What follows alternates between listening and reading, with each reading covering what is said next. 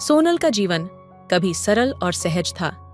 विवाह के बाद वह अपने पति अरुण के साथ सुखी जीवन जी रही थी। लेकिन एक दिन एक अनहोनी घट गई। एक सड़क दुर्घटना ने उसके पति को छीन लिया और सोनल की दुनिया अचानक अंधेरे में डूब गई। उसका दिल टूट गया और वह अपने जीवन के इस अंधेरे को अकेले ही पार करने की कोशिश करने लगी। अरुण का 26 साल का भाई विवेक, जो हमेशा एक प्यारा और समझदार लड़का था, सोनल के लिए एक अनमोल सहारा बनकर उभरा। वह रोज उसे मिलने आता, उसकी जरूरतों का ध्यान रखता और उसे यह महसूस कराता कि वह अकेली नहीं है। शुरू में सोनल को यह मदद स्वीकार करना कठिन लगा। वह सोचती थी कि किसी का जीवन, खासकर अपने देवर का, वह अपने दुख में क्यों शामिल करें। लेकिन विवेक की मदद और साथ ने धीरे धीरे उसके दिल को सहारा दिया। वह दिन में अपना काम करता और रात को सोनल के पास आता ताकि वह अकेली न महसूस करे। कभी वह उसे चाय बनाकर देता, कभी रात में खामोशी से उसके पास बैठकर उसे सुनता और कभी उसके पुराने दिनों की यादों को ताज़ा करता ताकि सोनल को थोड़ा राहत मिल सके। विवेक का साथ सोनल के लिए किसी आशीर्वाद से कम नहीं था। वह जानता था कि उसकी भाभी अब अकेली है और उसका दुख शायद कभी खत्म नहीं हो सकेगा, लेकिन वह उसके साथ हमेशा खड़ा रहेगा। सोनल ने धीरे धीरे विवेक के साथ अपने रिश्ते को एक नई दिशा में देखा। उसे समझ में आया कि वह सिर्फ एक देवर नहीं, बल्कि एक सच्चा मित्र और सहायक है, जो न केवल उसके दुख में बल्कि खुशियों में भी उसके साथ खड़ा रहता है। एक दिन सोनल ने विवेक से कहा, तुम्हारे बिना मेरी जिंदगी का क्या होता? तुमने हमेशा मेरा साथ दिया जब दुनिया ने मुझे अकेला छोड़ दिया था। विवेक ने मुस्कुराते हुए जवाब दिया, भाभी, आप अकेली नहीं हैं। मैं हमेशा आपके साथ हूं और रहूंगा। कोई भी मुश्किल हो, मैं हमेशा आपकी मदद करूंगा। हमारा रिश्ता सिर्फ देवर भाभी का नहीं है, बल्कि एक अटूट बंधन का है। विवेक के शब्दों ने सोनल के दिल को छुआ। उसे महसूस हुआ कि इस रिश्ते की जो गहराई है, वह सिर्फ खून के रिश्ते से कहीं बढ़कर है। विवेक ने उसे कभी महसूस नहीं होने दिया कि वह अकेली है। उन्होंने साथ मिलकर घर की जिम्मेदारियां निभाईं और एक दूसरे के दुखों और खुशियों का साझापन किया। विवेक ने सोनल से एक दिन वादा किया, जब तक मैं हूं, तुम कभी अकेली नहीं रहोगी। तुम्हारा हर कदम, हर निर्णय और हर खुशियों में मैं तुम्हारे साथ रहूंगा। सोनल की आंखों में आंसू थे, लेकिन दिल में संतोष और शांति थी। उसे महसूस हुआ कि उसकी जिंदगी ने एक नया मोड़ लिया है। उसकी यात्रा अब अकेले नहीं, बल्कि विवेक के साथ एक साझे रिश्ते में थी, जिसमें सहारा, प्यार और विश्वास था। समय के साथ सोनल और विवेक का रिश्ता और भी मजबूत हुआ। वे दोनों मिलकर जीवन की कठिनाइयों का सामना करते रहे और एक दूसरे के लिए संजीवनी बन गए। यह एक अनकहे रिश्ते की कहानी थी, जहां देवर ने भाभी के दुख में साथ दिया और उनकी जिंदगी में प्यार, समर्थन और खुशी का रंग भर दिया। यही वह प्यार था जो न किसी रिश्ते की उम्र और न ही किसी बाधा की सीमा को जानता था। कहानी का अगला भाग। एक अटूट रिश्ते की मिसाल विवेक का प्यार और समर्पण सोनल के जीवन का अभिन्न हिस्सा बन चुका था। वह अब न केवल उसकी मदद करता, बल्कि उसकी हर छोटी बड़ी बातों में उसकी भावनाओं को समझने का प्रयास करता।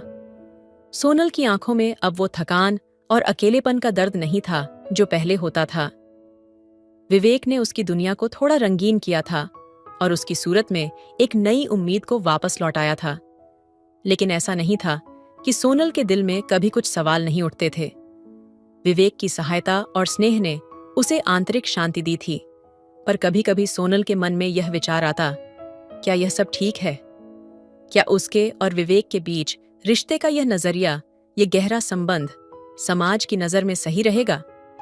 क्या वह खुद कभी विवेक के साथ उसी तरह से जुड़ पाएगी जैसे पहले वह अरुण के साथ थी? इन्हीं सवालों में उलझे हुए एक दिन सोनल ने विवेक से पूछा, तुम्हारे अंदर इतना प्यार और समझ है मेरे लिए, पर क्या कभी तुम्हें यह नहीं लगता कि मैं तुम्हारे लिए बोझ बन रही हूं? विवेक मुस्कुराए और कहा, भाभी, आप मेरी जिंदगी का अहम हिस्सा हैं। आपके बिना मेरी दुनिया अधूरी है।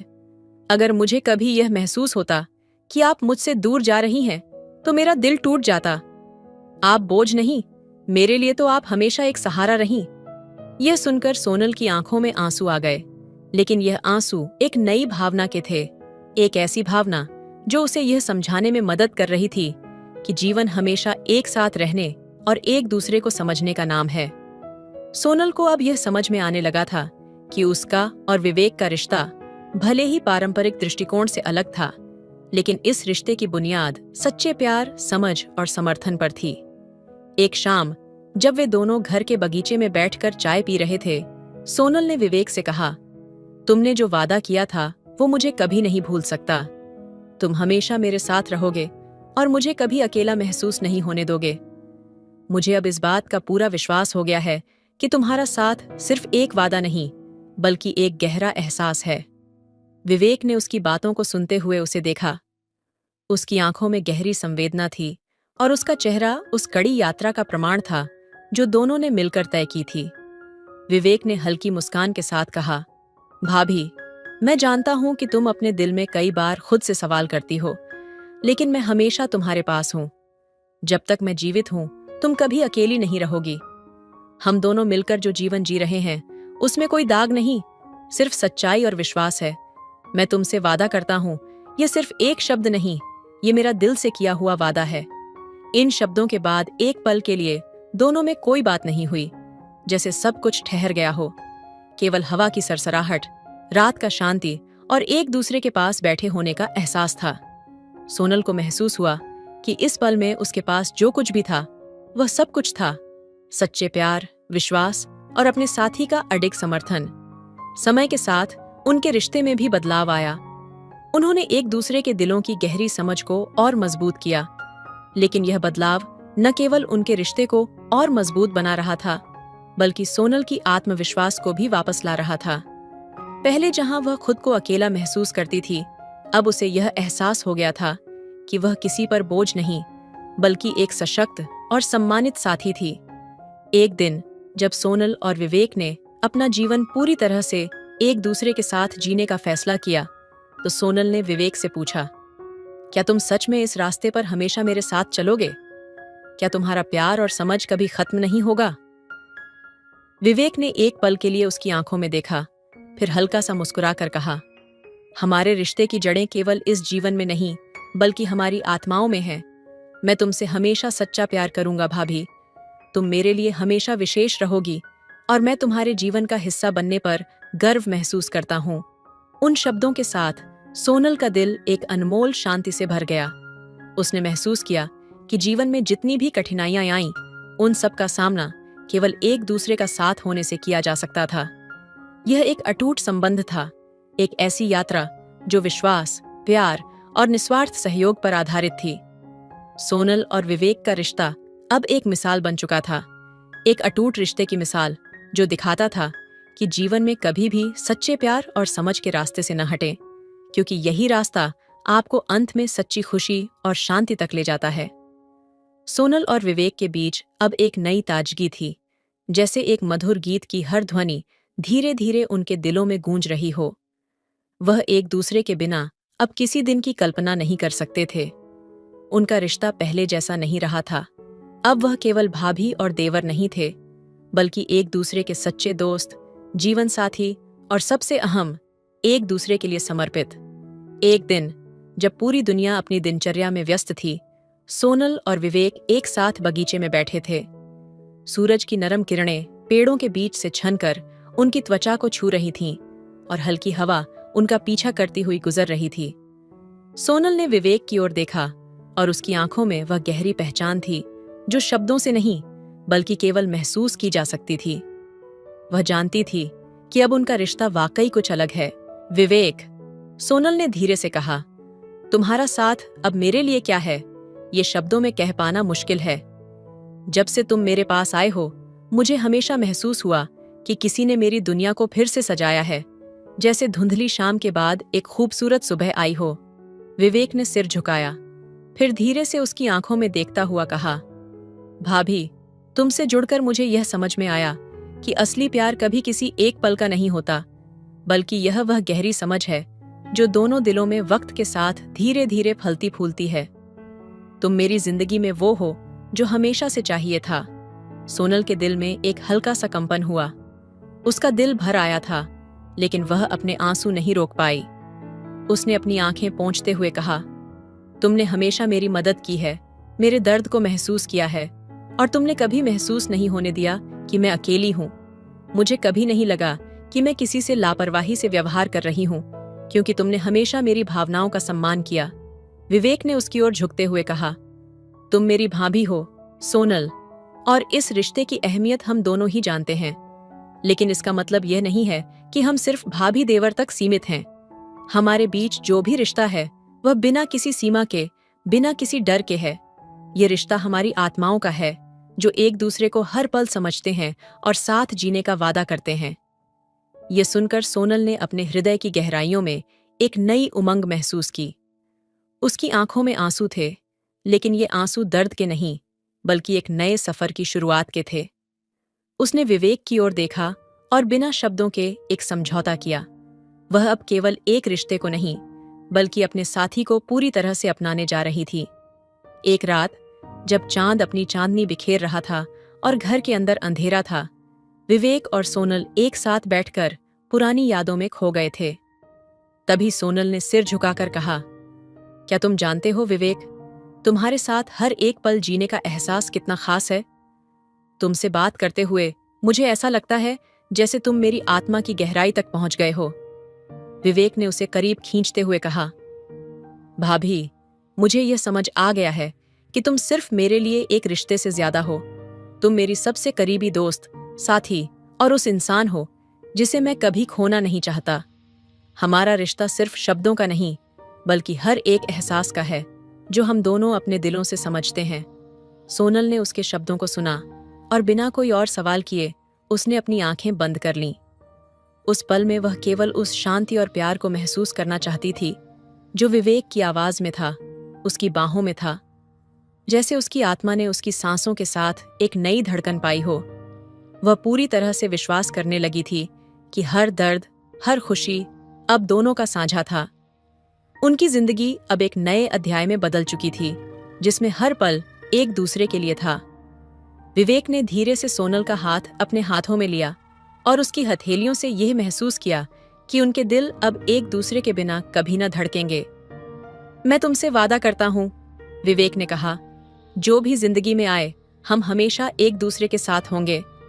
इस यात्रा में कोई भी मुश्किल हो, हम दोनों मिलकर उसे पार करेंगे। हमारी जिंदगियां अब केवल हमारे रिश्ते से नहीं, बल्कि हमारी आत्माओं के जुड़ाव से तय होंगी। सोनल ने सिर झुका लिया और उसके दिल की धड़कन तेज हो गई। वह जानती थी कि यह वह प्यार था जो शब्दों से नहीं, बल्कि हर एक खामोश लम्हे में महसूस होता था। एक ऐसा प्यार जो जीवन भर के लिए था, एक अटूट बंधन था। विवेक ने उसे और करीब खींचा और इस बार उनका प्यार सिर्फ एक अंतरंग गहरी बात नहीं थी, बल्कि उनकी धड़कनों का साझा एहसास बन गया। सोनल ने अपनी आंखें बंद कर लीं और एक ताजगी का अनुभव किया, जैसे वह उसी पल से अपने जीवन के सबसे खूबसूरत सफर पर निकल पड़ी हो। सोनल और विवेक के बीच अब हर एक पल एक नई गहरी समझ और प्यार से भरा था। उनके रिश्ते में वह गहराई आ चुकी थी जो वक्त के साथ और भी मजबूत हो रही थी। पहले जहां उनका रिश्ता सिर्फ भाभी और देवर तक सीमित था, वहीं अब वह एक दूसरे के जीवन के अभिन्न हिस्से बन गए थे। उनका आपसी प्यार अब सिर्फ विचारों में नहीं, बल्कि उनके हर कार्य, हर नजर में दिखता था। गर्मी की एक रात थी जब दोनों बगीचे में बैठकर चांद की रोशनी में अपनी बातें कर रहे थे। सोनल के चेहरे पर शांति थी, जैसे वह अपने जीवन के सबसे सुकून भरे पल को जी रही हो। विवेक ने चाय का कप सोनल की ओर बढ़ाते हुए कहा, तुमसे बात करना, तुम्हारे साथ बैठना, यही मेरे लिए सबसे सुकून भरे पल हैं। सोनल ने कप लेकर मुस्कुराते हुए कहा, विवेक, तुम्हारी ये छोटी छोटी बातें मुझे बहुत खास महसूस कराती हैं। पहले जब अरुण के साथ बैठती थी तो ऐसा लगता था जैसे हर बात पूरी हो गई हो, लेकिन अब मैं समझ पाती हूँ कि जीवन में किसी खास के साथ बिताया हर पल अपने आप में सबसे महत्वपूर्ण होता है। विवेक ने उसकी बातों को ध्यान से सुना और फिर धीरे से बोला, भाभी, तुम सही कहती हो। पहले जब मैं अपनी जिंदगी में किसी खास को लेकर सोचता था तो शायद मैं इसे उस तरह से नहीं समझ पाता था जैसा अब समझ रहा हूं। तुम्हारे साथ बिताए हर पल ने मुझे यह सिखाया कि रिश्ते कभी सिर्फ शारीरिक या पारिवारिक नहीं होते। वे उस भावना से जुड़ते हैं जो दो लोगों को एक दूसरे से जोड़ती है।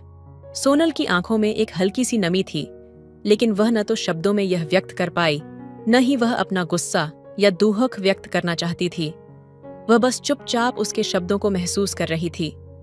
विवेक ने देखा और उसकी ओर बढ़ते हुए बोला, भाभी, जब तुम मेरे पास होती हो तो लगता है जैसे मैं दुनिया का सबसे खुशकिस्मत इंसान हूं। मुझे कभी यह महसूस नहीं हुआ कि तुम मेरी भाभी हो। मुझे तो ऐसा लगता है जैसे तुम मेरी सबसे करीबी दोस्त हो, जो हमेशा मेरे साथ खड़ी रहती है। सोनल का दिल भर आया। उसके अंदर एक अजीब सी हलचल थी, जैसे वह किसी नए एहसास से जुड़ने जा रही हो। विवेक की बातों में जो सच्चाई थी वह उसे छू गई। कभी कभी उसे लगता था कि उसकी और विवेक की दोस्ती अब एक नई दिशा में जा रही है, परंतु फिर भी एक हिचकिचाहट थी, एक डर था। क्या यह प्यार, ये भावनाएं कभी उसकी और विवेक की जिंदगी को किसी संकट में डाल सकती हैं? विवेक, सोनल ने हल्के से कहा, क्या तुम कभी सोचते हो कि हमारे रिश्ते की यह नई दिशा, ये गहरी समझ हमें किस ओर ले जा सकती है? क्या हम अपने रिश्ते को सही दिशा दे रहे हैं, या ये हमारी अपनी भावनाओं को और उलझा सकता है? विवेक थोड़ी देर चुप रहा। उसकी आंखों में एक गहरी ताजगी थी। फिर उसने धीरे से सोनल की ओर देखा और कहा, भाभी, मैं जानता हूं कि यह सवाल तुम्हारे मन में है। मैं भी सोचता हूं कि क्या यह रिश्ता हमारे लिए किसी गलत मोड़ पर तो नहीं जा रहा है। लेकिन मैं बस इतना जानता हूं कि जब तक हम दोनों के दिलों में एक दूसरे के लिए सच्चा प्यार और समझ है, हमें इससे आगे बढ़ने से डरने की जरूरत नहीं। हम जो कुछ भी कर रहे हैं वह न केवल हमारे दिल की आवाज है, बल्कि यह भी उस रिश्ते का नतीजा है जो हम दोनों ने साझा किया है। सोनल ने उसकी बातों को गहरे से महसूस किया। उसकी आंखों में एक नई रोशनी थी और दिल में एक हल्का सा विश्वास जाग चुका था। उसने अपना सिर विवेक के कंधे पर रखा और धीरे से कहा, मैंने कभी नहीं सोचा था कि मेरे जीवन में कभी ऐसा वक्त आएगा जब मैं तुम्हारे जैसा साथी पाऊंगी। अब मैं ये महसूस करती हूँ कि शायद यह रिश्ता हमें अपने अपने जीवन के हर पहलू को समझने और अपनाने का एक तरीका दे रहा है। विवेक ने सोनल के सिर पर हाथ रखा और उसे महसूस हुआ कि वह सिर्फ एक भाभी और देवर नहीं है, बल्कि वे एक दूसरे के जीवन का हिस्सा बन चुके हैं। एक दूसरे के बिना उनकी दुनिया अधूरी होगी। हम जो भी हैं भाभी, हम दोनों इस रिश्ते को अपने तरीके से समझते हैं और जीते हैं। कुछ समय तक दोनों चुप रहे, लेकिन उन चुप्पियों में एक अजीब सा सुकून था, जैसे दोनों के दिलों ने एक दूसरे से बात की हो, बिना शब्दों के। उनका प्यार अब किसी शब्द या रिश्ते की परिभाषा से परे था। ये एक गहरी समझ, एक आत्मीयता का रूप ले चुका था। अगली सुबह सोनल और विवेक ने एक दूसरे से यह वादा किया कि वे इस रिश्ते को जैसे भी समझें, उसकी अहमियत को कभी कम नहीं होने देंगे। वे एक दूसरे के साथ जीवन की खुशियों और दुखों का सामना करेंगे, क्योंकि उन्हें विश्वास था कि प्यार केवल शब्दों से नहीं, बल्कि हर एक एहसास, हर एक एक्शन से साबित होता है। वे जानते थे कि उनके रिश्ते का वास्तविक रूप सिर्फ वे दोनों ही समझ सकते थे। ये कोई सामाजिक परिभाषा से परे था। ये एक ऐसे जुड़ाव का नाम था जो बिना किसी खामोशी और बिना किसी उम्मीद के चलता था। और इस प्रकार सोनल और विवेक का सफर जारी रहा, एक नई शुरुआत, एक नई समझ और एक दूसरे के लिए बिना शर्त प्यार के साथ। तो दोस्तों, आपको ये कहानी कैसी लगी कमेंट करके ज़रूर बताइए। हमारे नए कंपनी का काम लगभग पूरा हो गया था, इसलिए मैं उसे देखने रोज जाया करता था। मेरे घर से नए कंपनी की दूरी 8 किलोमीटर की थी। एक दिन मैं वहाँ काम देखने गया तो सामने रहने वाली भाभी मुझे अक्सर अपना दोनों संतरे दिखाकर पानी पिलाने के लिए बुलाती थी। उनके बुलाने पर मैं एक दिन उनके घर चला गया। उस दिन उन्होंने मुझसे बहुत ही गर्म अंदाज में बात की थी। उन्होंने अपनी कपड़े भी कुछ अलग तरह से पहनी हुई थी। जैसे ही मैं घर में दाखिल हुआ, उन्होंने मुझे चाय के लिए पूछा। मैंने कहा कि मैं चाय नहीं पीता हूँ, मैं कुछ और पीता हूँ, लेकिन उन्होंने जबरदस्ती अपना वो नीचे वाली आयुर्वेदिक चाय पिला दी। जब उन्होंने चाय दी तो मेरे पैंट के चैन पर हल्का सा हाथ फेर दिया। उस वक्त मुझे कुछ अलग ही महसूस हुआ। मैंने इसे मजाक समझा, लेकिन भाभी की जवानी मुझे कुछ और ही कह रही थी। मेरी भाभी मुझे मेरे जिंदगी का पहला अनुभव देने वाली थी। वह मैंने कभी सपने में भी नहीं सोचा था। तब उन्होंने कहा, तुम आज सही वक्त पर आए हो। आज घर पर कोई नहीं है। मैं तुम्हारी थोड़ी मदद चाहती हूँ। लेकिन मदद के बहाने भाभी मुझे अपने बेडरूम में ले गई और मेरा कमर पकड़कर बोली, आज मैं तुम्हें कुछ नया अनुभव देना चाहती हूँ। ऐसा कहते हुए उन्होंने मेरे साथ, दोस्तों, आपसे हाथ जोड़कर विनती है कि मेरे चैनल को जरूर सब्सक्राइब करें। तो चलिए जल्दी से कहानी सुनाते हैं। मेरा नाम अनुज है और मेरी उम्र 24 साल है। हमारी आर्थिक स्थिति बहुत अच्छी नहीं थी, लेकिन अपनी मेहनत के दम पर मैंने काफी पैसे कमाए थे। इसलिए मैंने अपने माता पिता को एक छोटे से घर से निकालकर एक बड़े बंगले में लाने का सपना देखा था। मैं एक नया कंपनी में काम करा रहा था। काम लगभग पूरा हो गया था, इसलिए मैं अक्सर वहां जाने लगा। एक दिन मैंने देखा कि सामने रहने वाली 35 साल की महिला मुझे लगातार देख रही थी। मैं अपने काम में व्यस्त था, लेकिन जब भी मेरी नजर पड़ती मुझे महसूस होता कि वो मुझे निहार रही है। एक दिन उसने इशारे से मुझे बुलाया। जब मैं उसके पास गया तो उसने कहा, क्यों साहब जी, हमारे नए पड़ोसी कब बनोगे? तुम्हारे कंपनी का काम कब तक पूरा होगा? इस तरह से हमारी जान पहचान हो गई। उसका नाम प्रिया था। मैंने उसे पहली बार भाभी कहकर बुलाया। प्रिया मुझे बार बार देखती रहती थी। हमारे घर के सामने ही उसका घर था, लेकिन वह बहुत साधारण था। उसका रहन सहन भी बहुत साधारण था। वह हमेशा साड़ी में रहती थी, क्योंकि हम भी कुछ दिनों बाद वहां रहने वाले थे। मैं उससे कभी कभी बातें किया करता था, क्योंकि वह हमारी पड़ोसी थी। उसके बाद मुझे उससे बात करने में बिल्कुल भी दिलचस्पी नहीं होती थी, क्योंकि मैं 24 साल का लड़का था और वह 30 साल की महिला थी। एक दिन जब घर का काम चल रहा था, मैं वहीं कुर्सी डालकर बैठा हुआ था। उसी समय आई और सामने से हंसकर बोली कि मैं सुबह से देख रही हूं, आप अपने काम में काफी ध्यान दे रहे हो। प्रिया का यह व्यवहार देखकर मुझे बहुत अच्छा लगा, क्योंकि हमें भी ऐसे अच्छे पड़ोसी चाहिए थे। मेरे माता पिता ने बहुत ही कठिन समय देखा था और बड़ी मेहनत से मेरी पढ़ाई पूरी करवाई थी। हमारे घर में माता पिता, मैं और मेरा छोटा भाई था। मेरा छोटा भाई 18 साल का था। हाल ही में मैंने उसका एडमिशन दूसरे शहर के कॉलेज में करवाया था। अब वह भी कॉलेज जाने लगा था। नए बंगले के काम के बारे में घर में किसी को जानकारी नहीं थी। जैसे ही मेरी पढ़ाई पूरी हुई, मैंने एक जगह नौकरी शुरू की और कुछ ही महीनों में नौकरी करते हुए मैंने अपना खुद का बिजनेस खड़ा किया। उस बिजनेस से कम समय में मुझे अच्छा मुनाफा हुआ और उसी के कारण मैं आज अपने बंगले का काम करवा सका। मैं अपने माता पिता के लिए बहुत खुश था और भाई की पढ़ाई भी अच्छी चल रही थी। बीच बीच में मैं उससे मिलने उसके हॉस्टल जाया करता था। एक दिन मैं अपना घर का काम देखकर और काम का अंदाजा लगाकर मैं वहां से निकलने लगा। तभी मैंने देखा कि प्रिया अपने घर के दरवाजे पर खड़ी होकर मेरी ओर देख रही थी। जब मेरी नजर उस पर पड़ी तो मुझे उसकी नजरों में कुछ अजीब सा महसूस हुआ, क्योंकि वह मुझे प्यार भरी एक अलग ही नजर से देख रही थी। तभी उसने मुझे उंगली उठाकर हिलाकर हाथ दिखाया। मैंने उसे बाएं कह दिया और वहां से निकल गया। प्रिया का यह व्यवहार मुझे समझ नहीं आ रहा था, क्योंकि हमारी इतनी पहचान भी नहीं थी। फिर भी जब भी मैं वहां जाता, वह मुझसे बात किए बिना नहीं रहती थी। हर बार वह मुझे चाय नाश्ते के लिए बुलाती, लेकिन मैं किसी न किसी बहाने से उसे टाल देता था। कुछ दिनों बाद जब मैं अपने नए घर को देखने जा रहा था, तब जोरदार बारिश शुरू हो गई।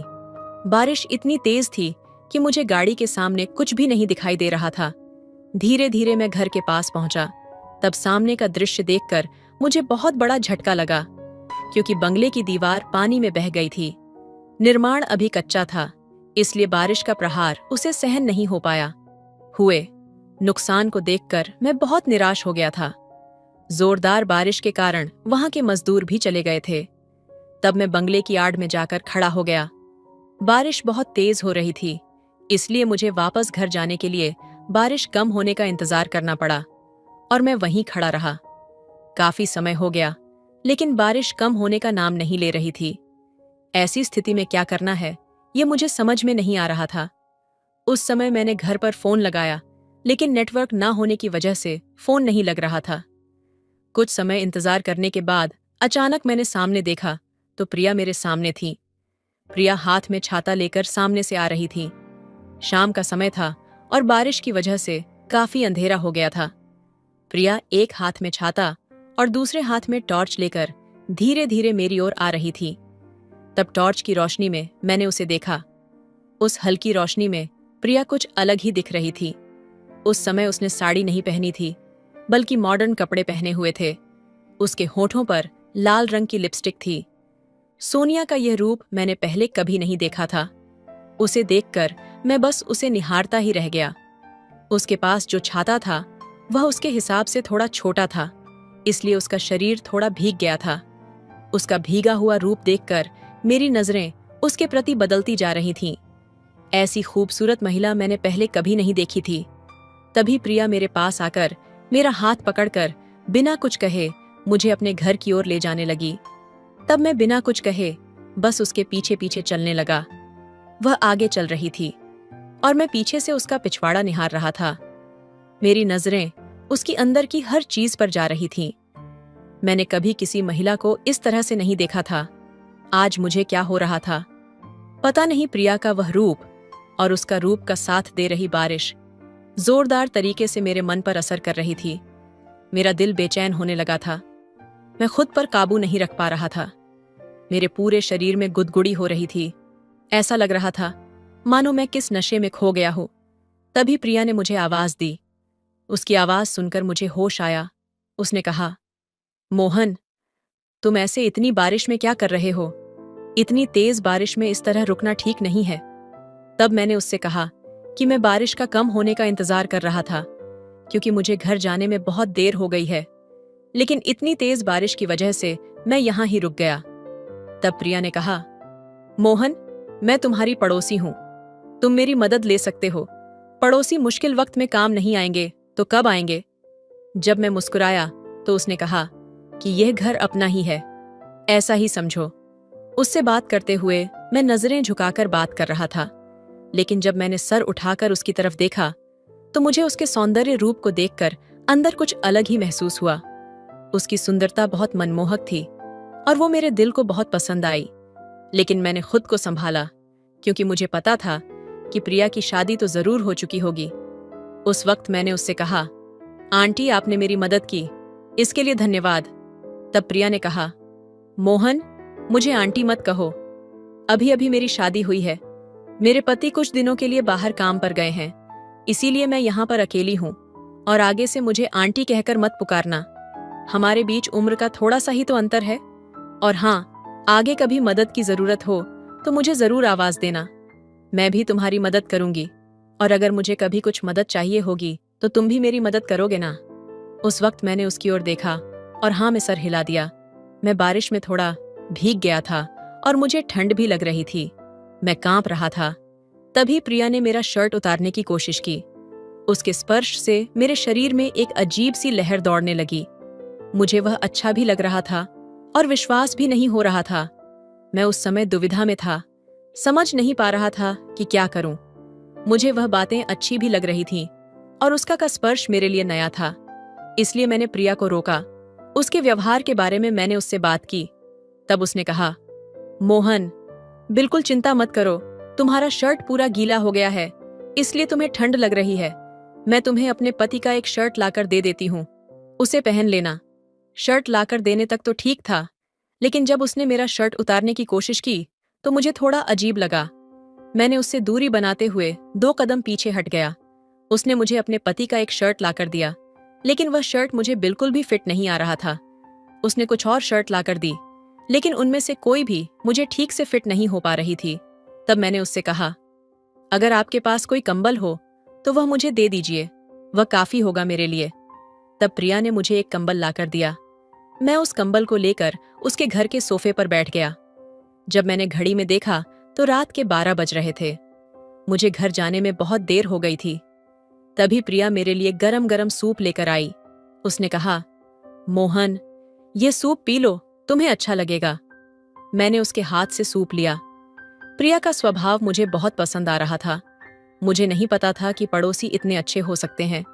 मुझे थोड़ी भूख भी लगी थी, इसलिए सूप पीने के बाद मुझे थोड़ी राहत महसूस हुई। सूप पीते वक्त प्रिया मेरे सामने बैठी थी। मेरा ध्यान बार बार उसकी ओर जा रहा था। उसकी सुंदरता देखकर मैं पूरी तरह से बेचैन हो गया था। इसी दौरान प्रिया ने मुझसे कहा, मोहन, अब तुम्हें घर जाने में काफी देर हो जाएगी, इसलिए आज की रात तुम मेरे पास ही रुक जाओ। और हाँ, किसी भी चीज की चिंता मत करो, मैं तुम्हारा पूरा ध्यान रखूंगी। प्रिया के एक एक शब्द अब मेरे कानों में जैसे मधु की तरह पड़ रहे थे। क्योंकि उसकी आवाज बहुत मीठी थी। उसे देखकर मुझे ऐसा लग रहा था कि मेरी पत्नी भी उसकी तरह ही होनी चाहिए। उस समय जब मैं यह सब सोच रहा था, प्रिया मेरे पास आई। उसने एक हाथ मेरे कंधे पर रखा और दूसरा हाथ मेरे बालों पर फिराने लगी। उसने कहा, तुम्हारे बाल भी बहुत गीले हैं। वह मेरे बालों का पानी पोंछ रही थी। प्रिया का स्पर्श मुझे अब बहुत अच्छा लग रहा था, लेकिन दूसरी तरफ मेरे मन में यह बात भी थी कि प्रिया शादीशुदा है। उसने मेरी मदद की है, इसलिए मुझे उसका गलत फायदा नहीं उठाना चाहिए। इसलिए मैंने प्रिया से कहा, मुझे तुम्हारे पास रुकना सही नहीं लग रहा, लेकिन फिर भी आज की रात में रुक जाऊंगा और सुबह जल्दी अपने घर चला जाऊंगा। बारिश भी रुकने का नाम नहीं ले रही थी और एक तरह से बारिश ने ही हमारी इस मुलाकात का कारण बना दिया था। मैं इसे प्रिया की मदद समझ रहा था, लेकिन प्रिया मेरे साथ रात को कुछ ऐसा करने वाली थी जो मेरे जीवन का पहला अनुभव होने वाला था। प्रिया ने मुझे अपने बेडरूम में सोने के लिए कहा। आज दिन भर मैं बहुत थका हुआ था, इसलिए मुझे तुरंत नींद आ गई। जब सुबह मेरी आंख खुली तो मैंने देखा कि प्रिया मेरे बगल में सो रही थी। उसका हाथ मेरी छाती पर था। उसे इस तरह अपने पास देखकर मैं थोड़ा दूर हो गया। वो रात की स्थिति में थी और उसी स्थिति में मेरे बगल में आकर सो गई थी। मुझे गहरी नींद लगने के कारण पता नहीं चला कि वह मेरे पास कब आकर सोई थी। जैसे ही मैं उठा, प्रिया भी जाग गई। तब मैंने उससे कहा, प्रिया, यह क्या बेहूदगी काम है?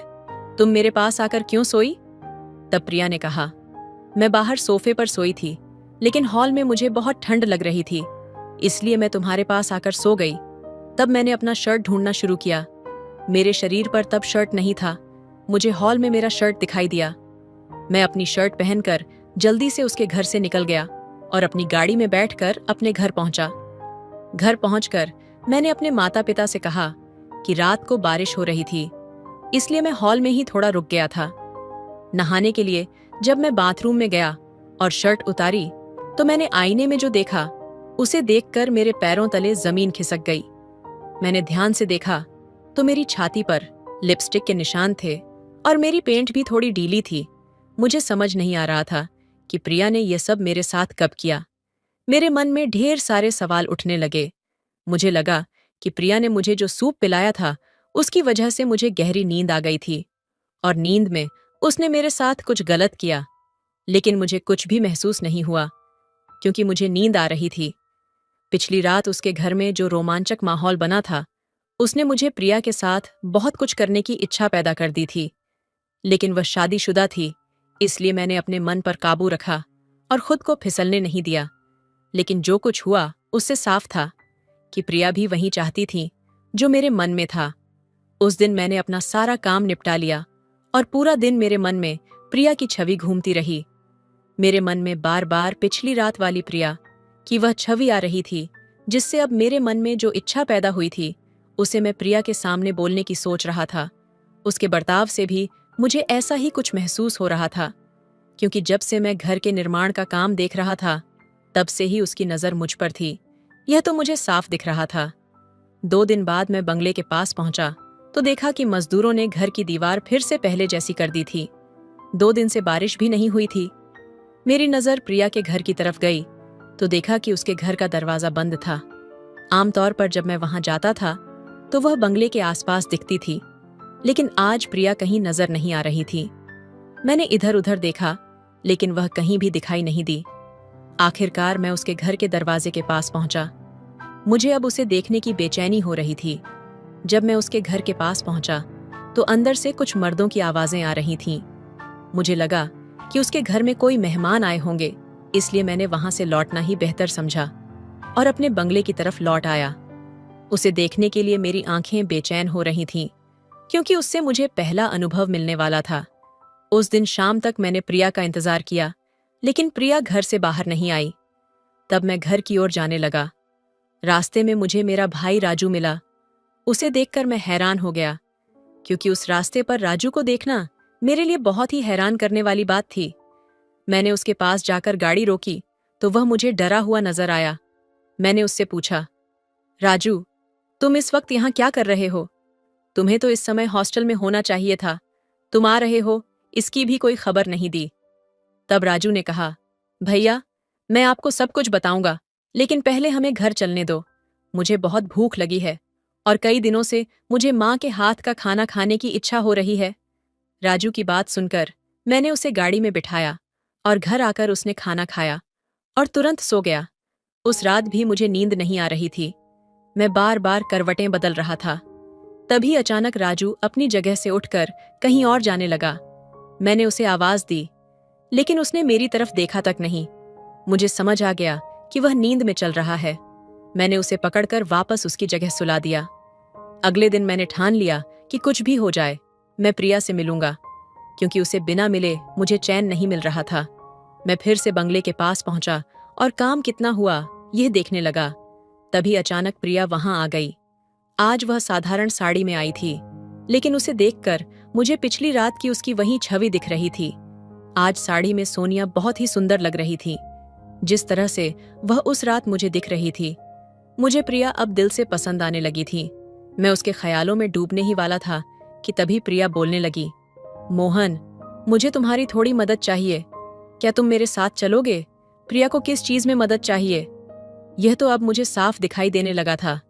इसलिए मैंने बिना कुछ सोचे उसे हाँ कह दिया।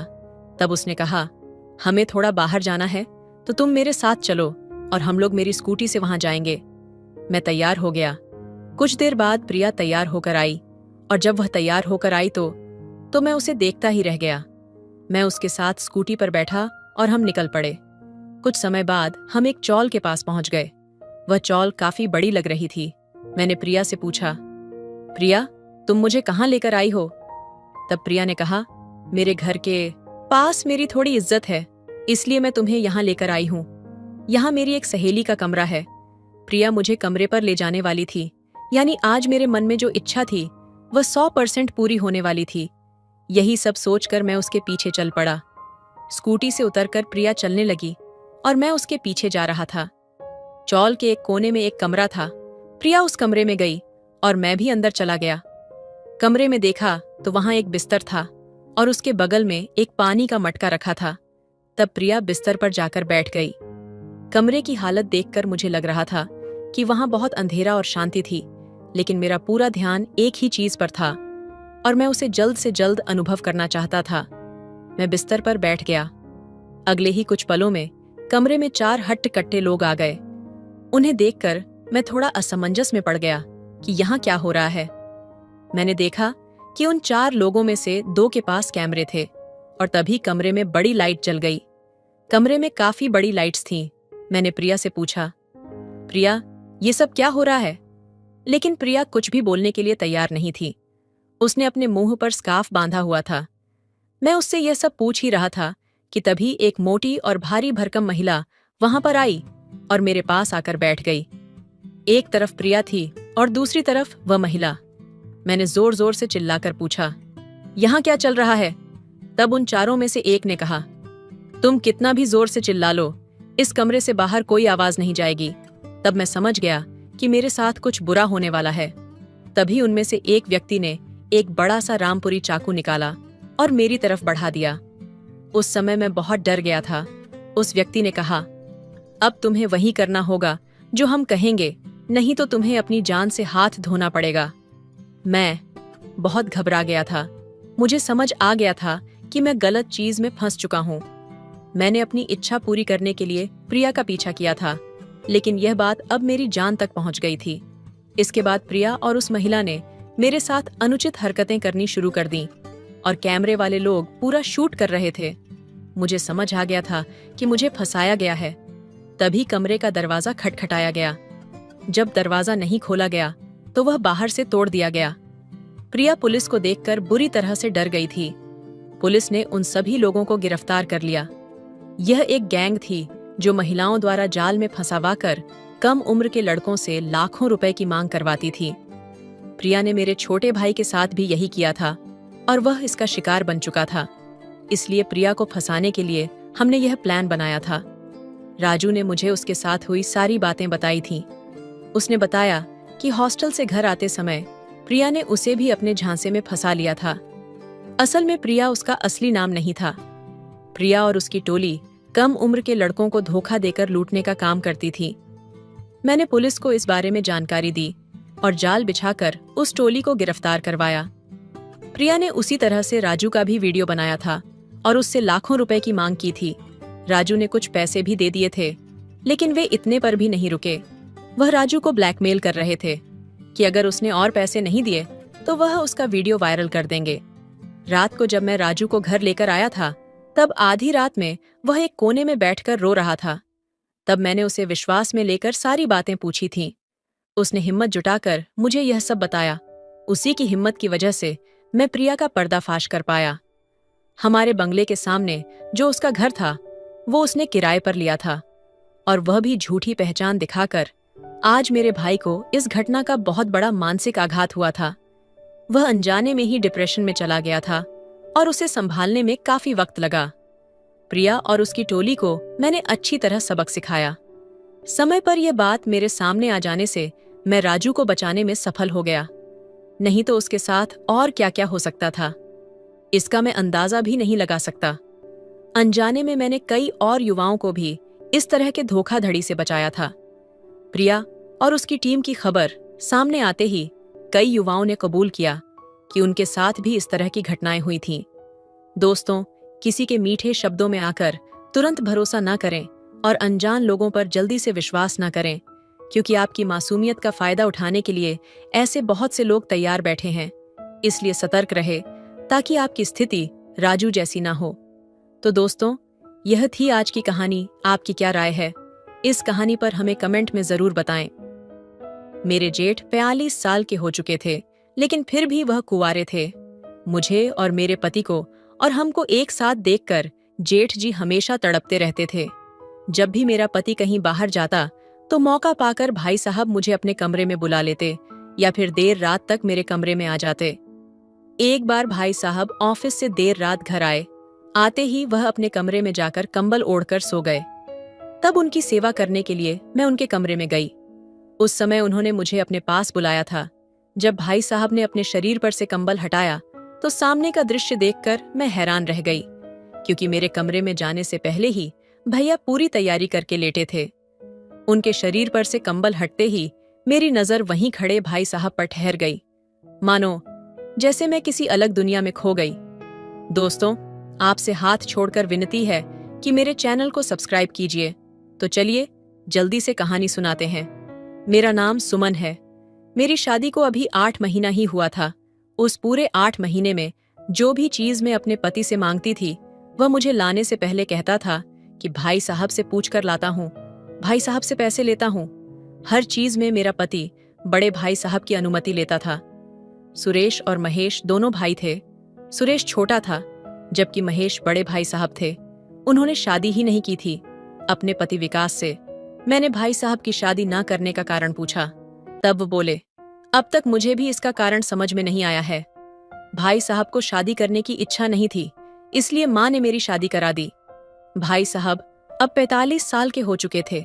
धीरे धीरे मुझे समझ में आने लगा था कि मेरे ससुराल की पूरी संपत्ति भाई साहब की ही है। उन्होंने खुद अपनी कंपनी स्थापित की थी। मेरा पति अपने भाई की कंपनी में काम करता था। सीधे शब्दों में तो वह भाई की कंपनी संभालता था। हमारा रहने वाला बंगला भी भैया ने ही बनवाया था। घर में दोनों भाई मिलकर रहते थे। सासू माँ तो मुझसे कहती थीं, अब तुम घर में आई हो तो तुम्हें ये जिम्मेदारी संभालनी होगी कि घर का माहौल हमेशा खुशहाल और सौहार्दपूर्ण बना रहे। सासू माँ की बातों से मुझे यह आभास होने लगा कि भैया ने अपने जीवन को पूरी तरह से परिवार के लिए समर्पित कर दिया था। उन्होंने अपने सपनों और इच्छाओं को कहीं पीछे छोड़ दिया था, सिर्फ इसलिए कि छोटे भाई और पूरे परिवार का भविष्य सुरक्षित रहे। भाई साहब की आंखों में अक्सर एक अजीब सी चमक और दर्द का मेल देखा करती थी।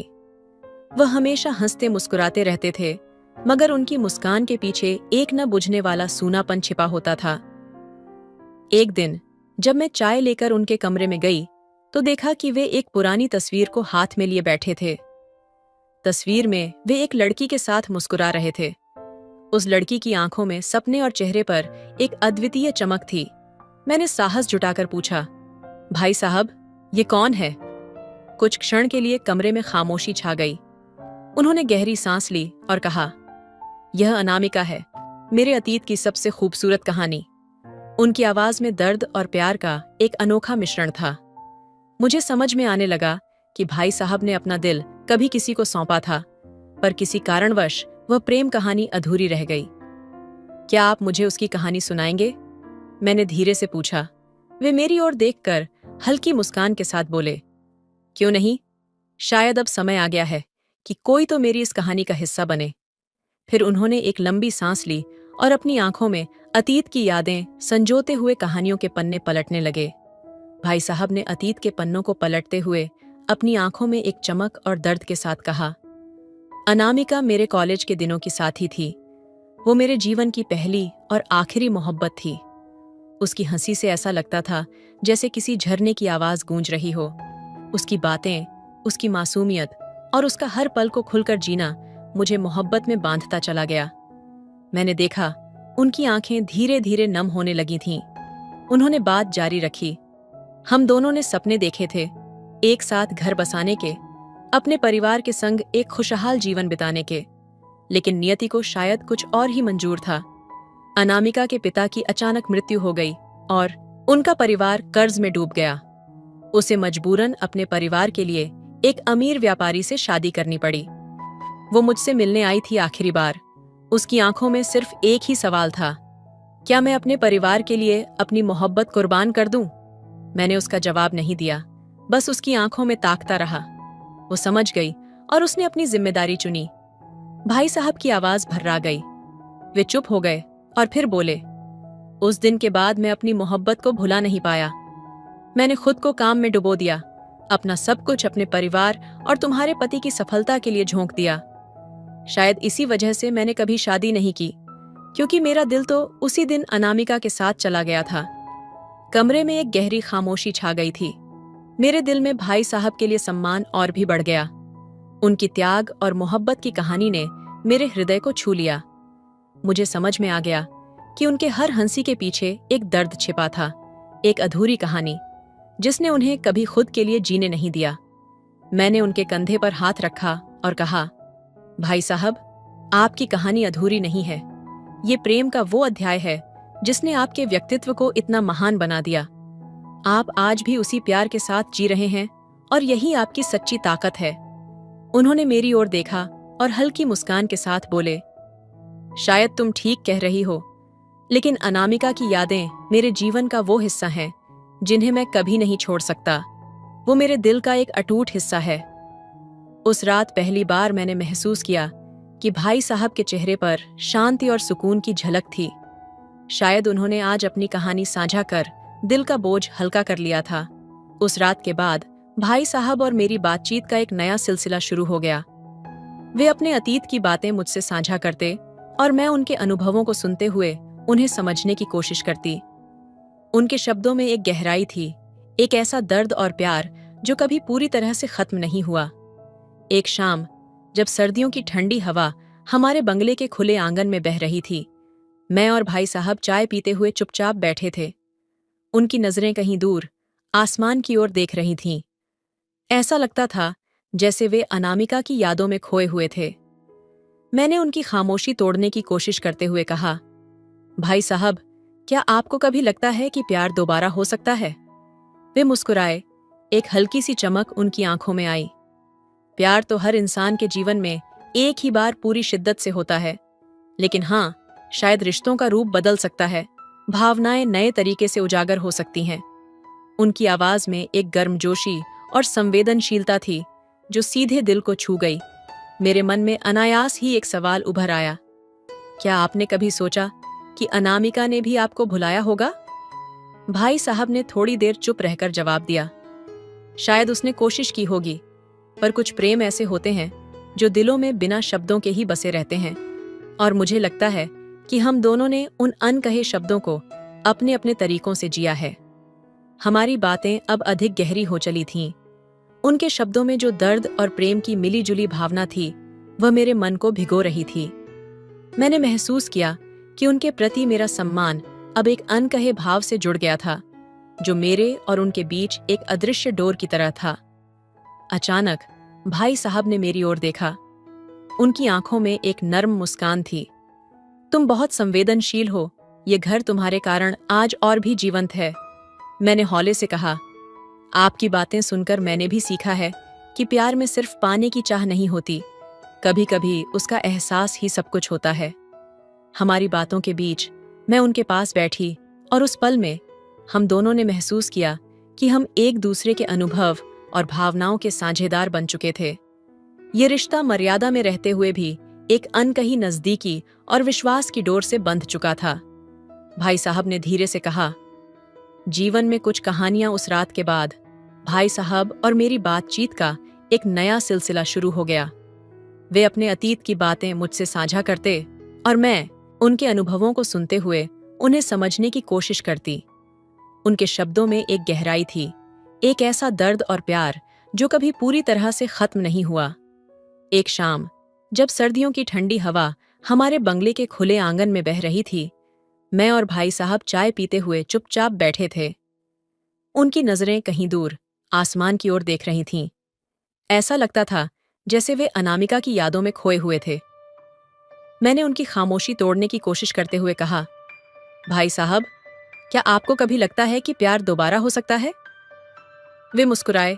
एक हल्की सी चमक उनकी आंखों में आई। प्यार तो हर इंसान के जीवन में एक ही बार पूरी शिद्दत से होता है, लेकिन हाँ, शायद रिश्तों का रूप बदल सकता है, भावनाएं नए तरीके से उजागर हो सकती हैं। उनकी आवाज में एक गर्मजोशी और संवेदनशीलता थी जो सीधे दिल को छू गई। मेरे मन में अनायास ही एक सवाल उभर आया, क्या आपने कभी सोचा कि अनामिका ने भी आपको भुलाया होगा? भाई साहब ने थोड़ी देर चुप रहकर जवाब दिया, शायद उसने कोशिश की होगी, पर कुछ प्रेम ऐसे होते हैं जो दिलों में बिना शब्दों के ही बसे रहते हैं, और मुझे लगता है कि हम दोनों ने उन अनकहे शब्दों को अपने अपने तरीकों से जिया है। हमारी बातें अब अधिक गहरी हो चली थीं। उनके शब्दों में जो दर्द और प्रेम की मिलीजुली भावना थी, वह मेरे मन को भिगो रही थी। मैंने महसूस किया कि उनके प्रति मेरा सम्मान अब एक अनकहे भाव से जुड़ गया था, जो मेरे और उनके बीच एक अदृश्य डोर की तरह था। अचानक भाई साहब ने मेरी ओर देखा। उनकी आंखों में एक नर्म मुस्कान थी। तुम बहुत संवेदनशील हो, ये घर तुम्हारे कारण आज और भी जीवंत है। मैंने हौले से कहा, आपकी बातें सुनकर मैंने भी सीखा है कि प्यार में सिर्फ पाने की चाह नहीं होती, कभी कभी उसका एहसास ही सब कुछ होता है। हमारी बातों के बीच मैं उनके पास बैठी और उस पल में हम दोनों ने महसूस किया कि हम एक दूसरे के अनुभव और भावनाओं के साझेदार बन चुके थे। ये रिश्ता मर्यादा में रहते हुए भी एक अनकही नजदीकी और विश्वास की डोर से बंध चुका था। भाई साहब ने धीरे से कहा, जीवन में कुछ कहानियां पूरी नहीं होती, पर उनकी यादें हमेशा जिंदा रहती हैं। यही यादें हमें सिखाती हैं कि कैसे जिया जाए, कैसे दूसरों के लिए त्याग किया जाए। और शायद यही कारण है कि आज मैं तुम्हें इस तरह देखता हूँ जैसे अपने परिवार की सबसे अनमोल कड़ी। उस रात मैंने पहली बार देखा कि भाई साहब के चेहरे पर एक अलग ही सुकून था। उनका दर्द कम हुआ था, जैसे किसी ने उनके दिल की सबसे गहरी परतों को छू लिया हो। हमारे बीच एक ऐसा रिश्ता पनप चुका था जिसमें प्रेम, सम्मान और एक अनकहा वादा था, साथ निभाने का। चाहे वह किसी भी रूप में हो, पूरी नहीं होती, पर उनकी यादें हमेशा जिंदा रहती हैं। यही यादें हमें सिखाती हैं कि कैसे जिया जाए, कैसे दूसरों के लिए त्याग किया जाए। और शायद यही कारण है कि आज मैं तुम्हें इस तरह देखता हूँ जैसे अपने परिवार की सबसे अनमोल कड़ी। उस रात मैंने पहली बार देखा कि भाई साहब के चेहरे पर एक अलग ही सुकून था। उनका दर्द कम हुआ था, जैसे किसी ने उनके दिल की सबसे गहरी परतों को छू लिया हो। हमारे बीच एक ऐसा रिश्ता पनप चुका था जिसमें प्रेम, सम्मान और एक अनकहा वादा था, साथ निभाने का, चाहे वह किसी भी रूप में हो। दोस्तों, आपको यह कहानी कैसी लगी? कमेंट करके जरूर बताइए।